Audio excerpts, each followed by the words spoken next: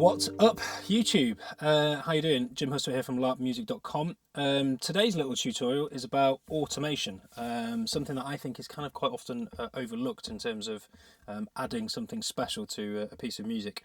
I'm going to talk about what is automation, how do you use it, and why do you use it. So yeah. Before I do, just quickly, there's a link below to my website where you can download for free a 5-point plan to producing killer music.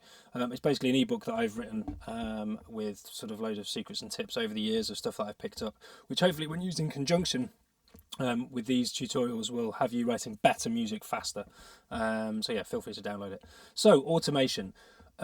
I'm going to talk specifically about volume automation, because you can automate anything. You can automate panning, you can automate send and returns, you can automate effects, you can even go into an EQ and start automating specific EQ elements. But I'm going to talk specifically about volume and how volume automation, when applied, can add sort of like energy. I like to think of a piece of music as this kind of like an emotional journey. You want people to feel something. You want to take them on a journey, and automation is kind of like the final little bit of icing on the production cake in order to get people feeling as emotional as they can about the kind of journey you're trying to take them on. So it's worth pointing out this happens right at the end of a mix process. So you'll have recorded, you'll have produced, you'll have mixed, you'll have got your levels right, your panning all sorted, your effects, your processing. Then the very last thing is the automation, and the idea is we're going to add or subtract energy, just enhancing what's already there, basically. So I'm going to show you how to do this in Logic, or you can do it in any DAW, digital audio workstation, or DAW. I use Logic. If you want to know how to do it in Ableton or Pro Tools, quite frankly, I can't help you because I don't know. But the principles here of why we're doing this and how we're doing it are the same as in any DAW. So you can apply these principles to whatever you're working in. So here we go. I'm going to talk you through a project here that I've been working on and what I've been, what automation I've used to hopefully add a bit more emotion to it. How do we do automation in Logic? Well, if I press on this little button here, it's going to open up this window here, so you can see these yellow lines indicate changes in volume throughout the piece of music. If I click here, you can look here, you can see volumes highlighted. This means that we're automating volume. You can change that to pan. You can go into sort of soloing and muting stuff. You can bypass inserts if you want. You can even go into sends and change the sends, or if I go into my delay here, I can start changing the different elements of delay. Again, I'm not going to go into that. This is just about volume for today. So you can see here with this piece of music that I've got a few bits of automation involved. How have I done this? Okay, so in Logic, this yellow line, if I click on it, I'm going to create a little node, a little dot, and I'm going to create a couple here and here and here. So what I can now do is I can take this sort of middle section here and create a boost.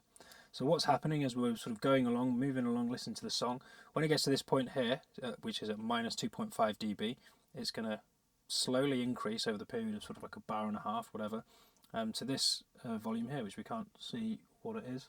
But yes, and then it will play at this volume for a certain period of time, and then it will slowly drop down again. Now you can change how quickly or how fast that happens. So if you want a slow fade, a quicker fade. Also quickly worth pointing out is if you go to your toolbox up here, or I hit escape, automation curve tool. This is all automation, and if you want to change the speed or the curve, so if you don't want such a gradual, if I can hold down and pull that down, this is going to be a slightly more gradual here, but then we get a slightly quicker increase in volume at the end, or you can sort of do it the other way, which is a slightly more gradual, slightly quicker here, but then slows down. So that's how you do it. Why do you do it, and how do you employ it?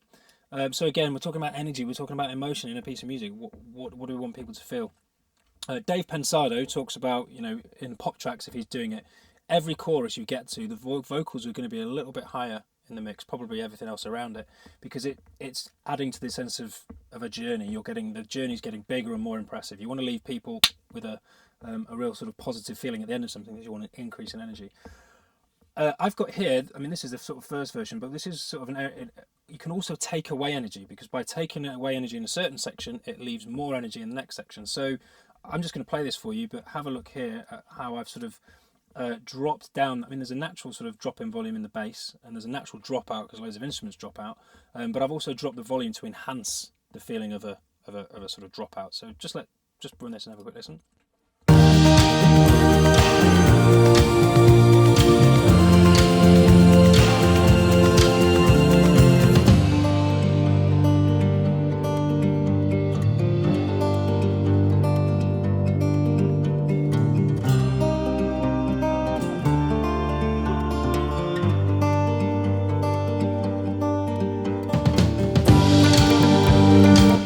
So we've got that drop in level of volume of the bass guitar, which then sort of, when that section kicks back in, it sort of quick spike back up, so that section comes in a little bit harder with a little bit more energy.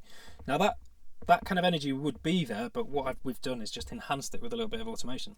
So it's a very handy little tool. It's subtle as well, but it's, you know, it's an equally important part of the mix process. You can see here on Vox 2, like at the beginning of the track, my sort of volumes are a bit lower at minus 8.3 dB, and then it sort of like increases a bit here. So by the time we get to this sort of first chorus, we're at minus 2.4, and then it increases again. So as you notice, that is the kind of loudest part of the song. However, this is sort of my final chorus. So although, you know, you can increase the volume as you just progress through a track to increase the energy, I've got a final chorus which is the kitchen sink is in there. Literally every instrument that I've recorded, the drums, the mandolins, the guitars, the bass, everything is in there. And if you've got everything increasing in volume and everything fighting for space, then it might start to get a bit messy. So what I've done is, whilst I've generally got sort of increases in volume for certain sections, so like here, for example, my mandolin, I just wanted that a bit louder and a bit harder for this section. I wanted that to shine through. I've dropped it down for the final chorus. Similarly, where are my strings? I've got some strings down here. Where are they? Here. So this section here is where I really want my strings to come through and shine. And whilst we are sort of building to the chorus, there's other instruments that are coming in which are helping that build. So by the time we get to the chorus, we don't need the strings to be super loud, because I don't want to at the front of the mix. They're sort of there and they're providing energy, but everything else is in with it. So let me just play this and you'll sort of hear.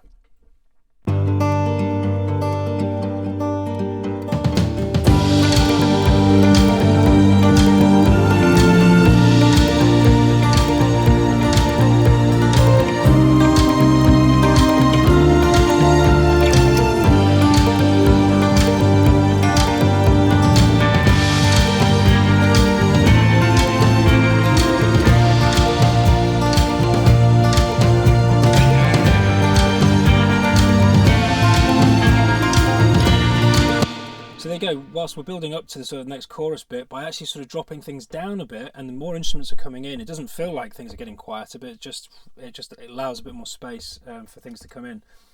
Another little sort of pointer here, which is, I can't claim this isn't mine. I got to learn this from mix engineer Jake Jackson, who's amazing. But basically, coming up to a chorus, this is the shakers. I've got two shakers in the overheads, one shaker in the overheads.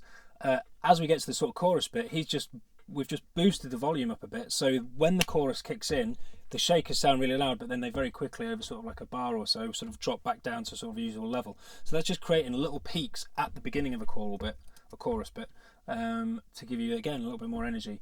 And the other thing as well, just sort of show you here we've got the toms, so we've got this sort of gradual build that you just heard. The toms are sort of slowly increasing, then you've got this big spike here for when it kicks in, but then they drop down again, because I don't want the toms to be the only thing that you can hear when we sort of get to that chorus. Everything needs to be sort of balanced. So use your ears and just decide, you know, what do you want at the forefront.